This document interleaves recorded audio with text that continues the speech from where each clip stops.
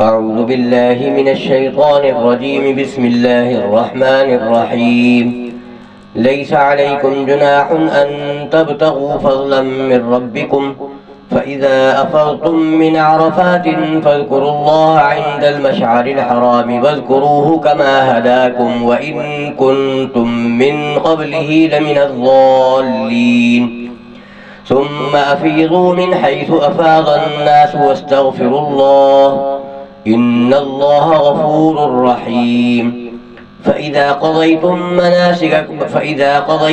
مناسككم فاذكروا الله كذكركم آباءكم أو أشد ذكرا. فمن الناس من يقول ربنا آتنا في الدنيا وما له في الآخرة من خلاق، ومنهم من يقول ربنا آتنا في الدنيا حسنة وفي الآخرة حسنة وقنا عذاب النار. أولئك لهم نصيب مما كسبوا والله سريع الحساب.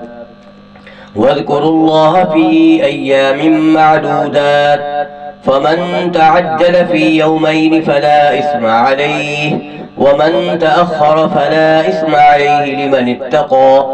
واتقوا الله واعلموا أنكم إليه تحشرون.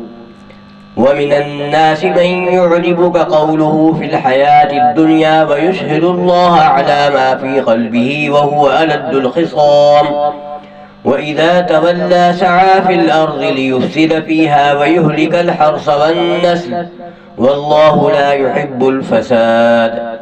وإذا قيل له اتق الله أخذته العزة بالإثم فحسبه جهنم ولبئس المهاد.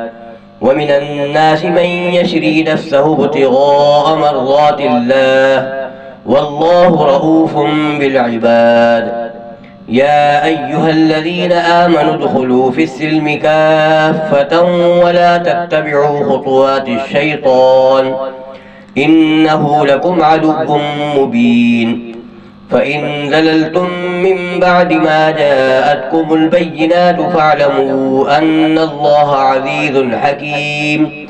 هل ينظرون إلا أن يأتيهم الله في ظلل من الغمام والملائكة وقضي الأمر وإلى الله ترجع الأمور. سل بني إسرائيل كم آتيناهم من آية بينة ومن يبدل نعمة الله من بعد ما جاءته فإن الله شديد العقاب. زين للذين كفروا الحياة الدنيا ويسخرون من الذين آمنوا والذين اتقوا فوقهم يوم القيامة والله يرزق من يشاء بغير حساب.